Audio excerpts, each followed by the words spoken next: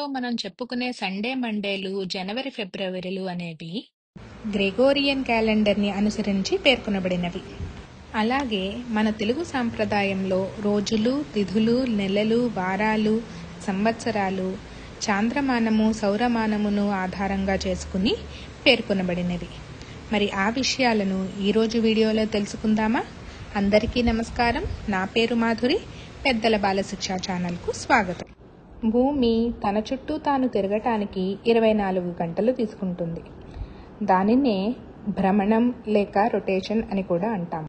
ఆ 24 గంటలనే మనం ఒక రోజుగా పరిగణిస్తున్నాం. అలాగే భూమి సూర్యుని చుట్టూ తిరగటాన్ని పరిభ్రమణం అంటారు. దాన్నే రివల్యూషన్ అని మనం చదువుకున్నాము. భూమి సూర్యుని చుట్టూ తిరగటానికి 365 రోజులు తీసుకుంటుంది. దానినే ఒక సంవత్సరంగా పరిగణిస్తాం. అలాగే చంద్రుడు కూడా భూమి చుట్టూరా తిరుగుతూ ఉంటుంది. చంద్రుడు భూమి చుట్టూ ఒకసారి తిరగటానికి సుమారు 30 రోజులు తీసుకుంటాడు. దానినే మనం ఒక నెలగా పరిగణిస్తున్నాము. మరి కాలాన్ని భూమి చుట్టూ చంద్రుని యొక్క కదలికలను ఆధారంగా చేసుకుని చెబితే దాన్ని చాంద్రమానం లేదా లూనార్ క్యాలెండర్ అని, అలాగే సూర్యుని చుట్టూ భూమి యొక్క కదలికలను ఆధారంగా చేసుకుని కాలాన్ని చెబితే దానిని సౌరమానం లేక సోలార్ క్యాలెండర్ అని అంటారు. అయితే మన తెలుగు పంచాంగం చాంద్రమానం, సౌరమానం రెండిటి ఆధారంగా రూపొందించబడినది. చాంద్రమానం ఆధారంగా తిథులు, రోజులు, నెలలు చెప్పబడితే సౌరమానం ఆధారంగా కాలాలు, సంవత్సరాలు చెప్పబడినవి. తెలుగు పంచాంగం ప్రకారం ఒక సంవత్సరాన్ని 2 భాగాలుగా లేదంటే 2 అయనాలుగా చూస్తారు. అయనం అంటే సూర్యుని యొక్క గమనం. సూర్యుని యొక్క గమనం దక్షిణం దిక్కుగా ఉన్నప్పుడు దక్షిణాయనం అంటారు. ఈ సమయంలో భూమి సూర్యునికి కొంచెం దూరంగా ఉంటుంది. అంచేత మన రోజులు చిన్నవిగా, రాత్రులు పెద్దవిగా ఉంటాయి. ప్రతి సంవత్సరం జూలై 16 నుండి జనవరి 13 వరకు అంటే ఒక 6 నెలల సమయాన్ని దక్షిణాయనంగా పరిగణిస్తాం. అదేవిధంగా ప్రతి సంవత్సరం జనవరి 14 నుంచి జూలై 15 వరకు ఉత్తరాయణంగా పరిగణిస్తారు. ఈ సమయంలో సూర్యుని యొక్క గమనం ఉత్తరం దిక్కుగా ఉంటుంది. భూమి సూర్యునికి దగ్గరగా కదులుతూ ఉంటుంది. అంచేత ఈ సమయంలో రోజులు పెద్దవిగా, రాత్రులు చిన్నవిగా ఉంటాయి.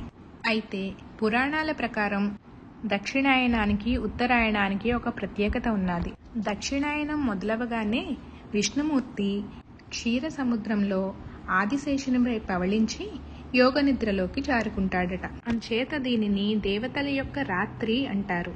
అలాగే ఉత్తరాయణం ప్రారంభం అవగానే విష్ణుమూర్తి యోగ నిద్ర నుంచి మేల్కొంటాడట. అయితే విష్ణుమూర్తి కానీ మిగిలిన దేవతలు, దేవుళ్ళు కానీ నిజంగా పడుకోవడం అనేది జరగదు.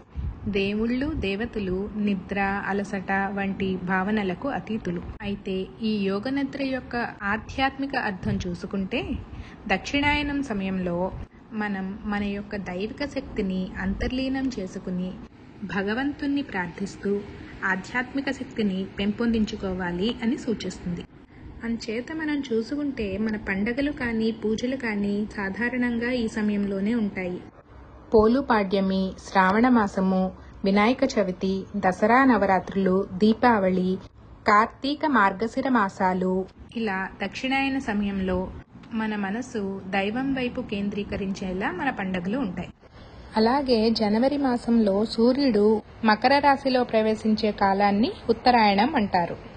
అంటే ఈ సమయంలో మనం మన యొక్క శక్తులను, వనరులను ఉపయోగించుకుని వృద్ధి చెందాలి అనే విషయాన్ని సూచిస్తుంది.